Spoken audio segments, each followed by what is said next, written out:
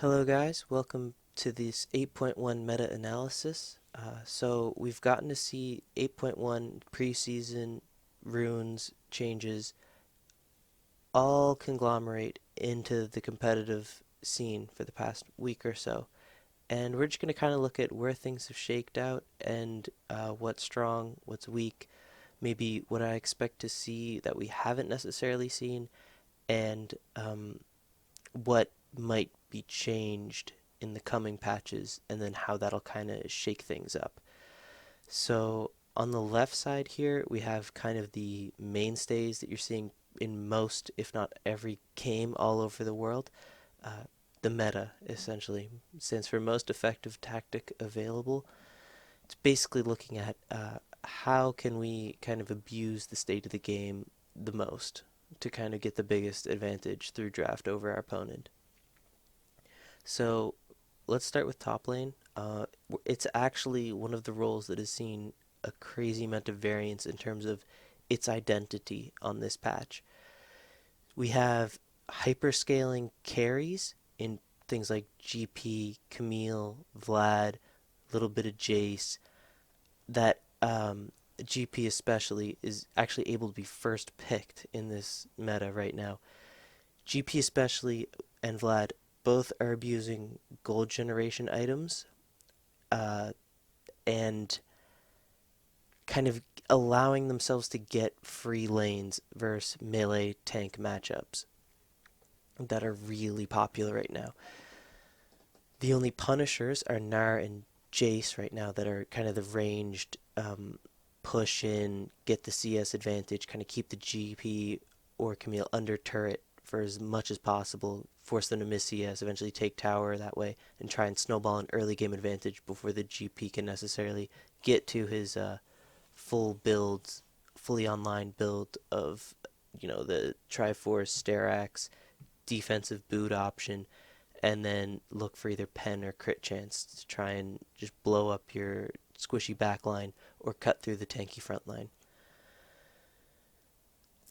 So we're seeing these hyperscaling carries because of the gold generation items that they're actually taking top lane, or we're seeing these tanky frontliners that are just consistent, stable, and secure in their role. They're not really getting pushed out of lane necessarily. They're able to just farm through and then come through big in team fights. And some of them are even, flex pickable too, right? So if you first pick Ornn, for example, there's the possibility you could go support, we've seen. So that kind of gives you more versatility in draft. So that's why we're seeing um, a lot of tanks or a lot of top laners, I mean, getting first picked or early in the rotation, as the counter picks aren't necessarily solid, if that makes sense. So Gnar is kind of seen as a GP counter pick, and that gets air quotes, because we've seen games where the GP farms even with the Gnar without any jungler pressure, and then, that's obviously not what a counter pick is supposed to do. And then GP is able to get where he wants to be, which is out of the early lane phase with his items. So, like I said earlier, Ornn is probably the biggest tank we've seen, but he has a place next to him with Cho'Gath. There are other picks too that we haven't necessarily seen, like Maokai or even Nautilus, serve the same type of purpose, being really tanky, able to just frontline and provide CC. And then, of course, we've seen a few counter picks outside of, the Nard, GP, Camille, and Jace. Lucian played one game top lane, and Jax. Jax is another pick I think could be used in a counter matchup, but you will not see picked blind, obviously, just because you can get abused so hard or out efficiency wise by a tank. Going into the jungle, it's it's again versatile, but we're seeing some teams provide a higher priority on tanks, the J4s, Sejuanis, and Zax, over more the damage focused backline threats, Kha'Zix, Eve, Rengar, Shyvana. There is the trade-off though. So if you are picking a Sejuani, if you are picking a Zac, um, other teams are maybe opting into a Kha'Zix or a Rengar against that type of pick to try and abuse its early matchup, try and invade early, establish vision, and then try and snowball a lead from that. Similar to what CLG tried to do against who Sejuani? Medios, I think. I think that was a 100 Thieves game. Yeah, yeah. But ultimately, the Sejuani just outscaled the Rengar towards the late game. So that's kind of the trade-off you're getting in the jungle right now. We're seeing either two tanks go against each other. Sejuani and J4 have been very popular along with Zac. Or you're trying to take a early game focused jungler like a Kha'Zix or a Rengar and abusing it early. Alternatively, you can kind of have the mixture of the two with early pressure on the map as well as tankiness in the late game in Gragas, but he kind of suffers in his clear speed. So all of these champions have their trade-off. Shyvana, again, weak early pre 6, no real gank pressure before then. So you kind of let the lanes, you kind of have to pick sufficient, self-sufficient lanes through the early game then and pray that they don't pick, a Gragas and look for a hyper aggressive body slam flashes abusing one lane, trying to push it really far down like you could maybe do in top lane, for example, now. Or the Eve, right? Eve is the one of the only AP meta junglers right now, and it actually deals an insane amount of damage with her stealth. She can always look for some type of flank, some type of angle onto the back line. And if she can land a charm, she should just one shot a carry, which can, make the difference in a team fight. Some picks that we haven't seen or haven't had as much prevalence on, but I think maybe could have a place. Kayn, but especially Nidalee, just for her clear speed, moving through the jungle, able to provide a lot of pressure around the map. And then Ivern. Ivern's just a really weird pick, just because his kit is so unique. It always will provide a question mark that teams will have to be aware of, similar to champions like Soul or maybe like a Talon, to a lesser extent, where their kits are so unique and they do the thing that they're meant to do so well that it requires other teams to be aware of it and try and have a game plan to play around it, even if the champion isn't necessarily meta or seen all that often. It can always kind of be that little pocket pick you can bring out in a game. Harder in a best of one, though. If you pick Ivern in a best of one and it doesn't go well, the community will definitely let you know. In the mid lane, we're looking at a control mage meta for sure. LS has talked a little bit about this with the tower changes in the season in earlier on, where armor, the resistances got changed, as well as the importance on the mid lane tower remaining up. So all these champions are really good at protecting their tower. Um, Great wave clear, great late game damage too. You can even put Cassio in there. We've seen Zoe almost banned every single game. She got through one game C9 in FlyQuest, or C9 in Golden Guardian, sorry. But, and we got to see a little bit of her madness, but there's definitely a reason she's getting banned.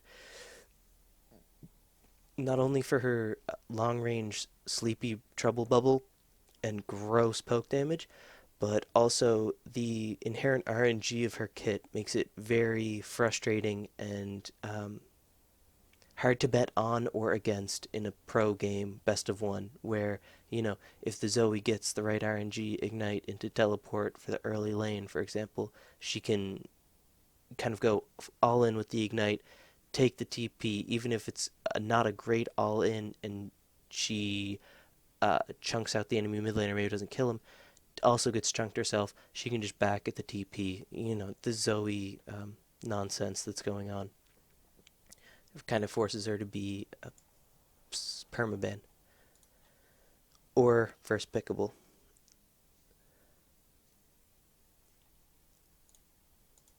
But outside of Zoe being her unique case herself, Azir, Malz, and Ryze are the kings of the mid lane. Azir probably provides the most out of the most. Azir provides the best kit for how the control mage in competitive wants to play, if that makes sense. Ryze does in a Ryze would come second, I would say, and then Mal's third. So I'm going to talk about this. Azir, very safe. His Shrima shuffle is a great initiate, but it also puts him in a lot of danger. So he has engage, disengage, but a lot of safe backline damage where his soldiers have to get into the mix, not necessarily himself. And then if he gets into trouble, he can use the soldiers and dash around to try and get away from a Kha'Zix that might try and jump on him, for example. So I put Azir first, and I put Ryze second over Mal's. The reason why I would put Ryze over Mal's is through wave clear. I think Ryze clears the wave just as good as Azir does and better than Malzahar does. And then Ryze also has guaranteed point and click CC, the stopwatch and ultimate synergy right now is very strong. Every Ryze is taking stopwatch for it. That kind of get out of jail free card where you just press R, press your stopwatch, and you're home, you're safe. The gank doesn't work. Um, and then he just scales like an absolute monster, along with his ultimate having a lot of utility too for team synergy and competitive. But Mal's is no slouch too in his own right. The R can just win you the game, right? Huge pick potential on Malzahar, as well as Voidlings able to tank and deal crazy objective damage at the same time. So all three of these are in a league of their own. But then they have champions that are kind of right below them in the control mage category. So Cassio, Victor, who has fallen off lately, just because these three are that level above right now.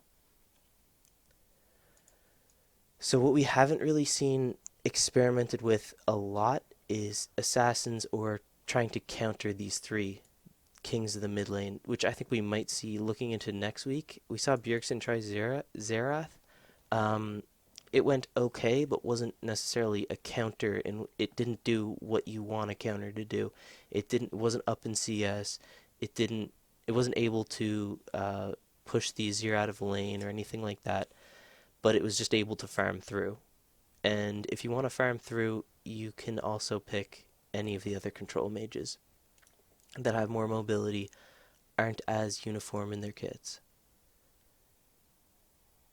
So Azir and Ryze aren't near as susceptible to the hard CC that would come towards them as necessarily like the Xerath would be, or the Victor. But we also could see a LeBlanc, Fizz, Talon, Katarina. I think that's all possible if you're confident enough in the matchup.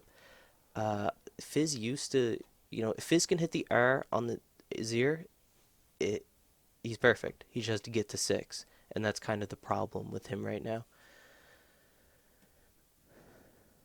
And then LeBlanc just becomes the side lane threat too once she gets out of lane, which can provide a different type of style or a way to play the game. You're looking more for the 1-3-1 then, like you would with a Twisted Fate, for example, in this case, if you were going to try and take Little Blanc into any one of these three matchups. So it becomes a different type of style instead of like a 4-1 with Azir, Mal's, Ryze. You'd go 1-3-1, double TP, for example, and Unsealed Spellbook. So we're seeing Unsealed Spellbook. This is just a different point on the runes. Actually, we'll come to the runes after. 80 carries. So a 80 carry is just abusing Fleet Footwork Relic Shield right now. Hyper carries are able to heal through lanes, so we're not seeing poke supports because of this. Basically, you have a Relic Shield support, you have a Relic Shield AD carry, and you guys just keep hitting the minions off each other, keep healing each other, and nobody ends up actually losing health after the trade is done. So as a result, we're seeing the hyper carries come up. They get the 800, they get the health shield from Targons, they're getting the healing from Relic Shield, and then the games are kind of slowed down in the sense where we have the tanky top laners, tanky junglers, and tanky supports. The game has slowed down in that sense. There are, and of course, control mages that need their items to scale up. So this makes it very, very pleasing to a, an AD carry who just wants to hit minions for the first 15 to 20 minutes of the game because they're being allowed to do that through Relic Shield, Fleet Footwork, and tanky tanks all over them. As a result, Kog'Maw is king right now. Percent damage. His kit is great. He's able to go things like Rage Blade, which synergize really well with him and his W. Kalista, Trist, Ezreal, Varus, attack speed build. So right when preseason came out, he was going lethality build with Comet, but that has quickly gone to the wayside. Now with this Relic Shield, Fleet Footwork. So every AD carry is taking Relic Shield, and as a result, we're seeing kind of the Xayahs fall off. Lucian hasn't been meta for a while. Corki hasn't been meta for a while. Um, we saw a Caitlyn. We saw Stixxay Caitlyn, I know, but it's less hyper carry late and more mid game siege. And the reason why the siege isn't as strong is because of all this healing, all of these tanky members. So some champs we haven't seen that I could think we could is Twitch, definitely. And then the Xayah Rakan bot lane hasn't had the same priority that it had at the end of Season 7, which can be a very potent bot lane. Um, but, is, but the problem with these very strong bot lanes, like taking a bot lane for laning, is the healing. This is why we're not seeing a whole lot of Karmas, Sonas, poke damage. We've very few Jannas. It's been banned a few times, picked once or twice, but the problem is their poke is getting out healed. The poke isn't sticking. So Karma hits an RQ on the AD carry. After 4 minions or so, Braum shares 2, Cog shares 2. He's healed up. He's gotten his health back plus Fleet Footwork healing off every auto or every so often autos. Um, so because we're not seeing the Karmas, the lane bullies, we're able to get these tanky disengage or protect the AD carry supports. We've also seen a bit of Lulu though. In that same sense though, looking for the hyper carry that can become the Kog'Maw, that can become the Kalista, Tristana, or Ezreal Klepto. So Braum, Tom, Taric, Ali, Shen. All 5 of these champs are great team fighters, engage or disengage, some type of protection, and are just abusing relic shields right now. And until that changes, they're just going to keep healing through all the poke that would come out of these other supports, pushing them way out of the meta. So, because of this, we're seeing, Shen, maybe a Nautilus, flex picks. The flex between top, support, and a little bit of jungle is alive and well. You can pick champions like Maokai that can go both. You can pick Nautilus, he can go both. Ornn, he can go both. J4, he can go. So it provides a lot of interesting ways to draft your tanks right now. Looking for counter picks is, nice, but we aren't seeing them get the same type of advantage, except for this guy, aren't getting the same type of, 1v2 capability an like we would see with like an Alawi, for example. But so counter picks aren't as good. Tanks are too stable. Hyper carries are getting free lanes, and the game is going very late. Maybe not a lot of kills because there's just a lot of disengage, a lot of healing, a lot of safety. And that's a lot to do with these gold generating items. So the support items, I think, are getting changed in 8.2, and I'm extremely excited for that because the gold generation metas are the most resident sleeper in the sense that everybody just wants to get the most efficiency out of those gold generations. So they're going to try and get as much as they can, which means as much time as possible before they have to take the fight that decides the game. For Relic Shield bottom lane, we saw a bit of barrier heal even, and that is just not where you want to be if you're excited about big plays or lane dominance. It's hard to push someone out of lane right now. It's hard to assert dominance in lane right now without a jungler assist. But with these junglers, a lot of tanks and a lot of gank assist. They're just having a hard time getting through the jungle quick enough to get ahead of the other jungler to get the tempo for the ganks. Is there anything else I wanted to say?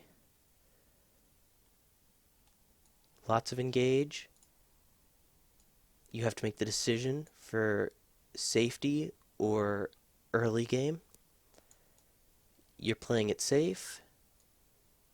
Not a lot of ganks mid as a result. Stopwatch as well. So let's talk a little bit about runes. We're seeing an insane amount of inspiration just because of its utility as the secondary or primary tree if you want to go klepto.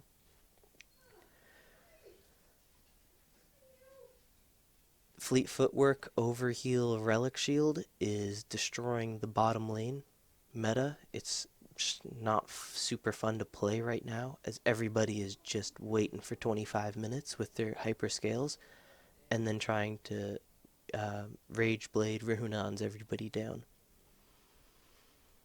However, when this changes, I hope to see a more early game focused meta, a more early game focused draft style, and uh, players that have the freedom to pick for lane if they want to. So, you don't pick Naren to GP because you have to, but because it's going to push the GP down. It's going to kind of keep him starved for gold if possible. And that's what I hope to see in 8.2 and onward from Riot. Thanks for listening to my 8.1 meta analysis. Let me know what you want to see more of. If you want to see VOD review, if you want to see draft review, you can do that. Cool. Thanks.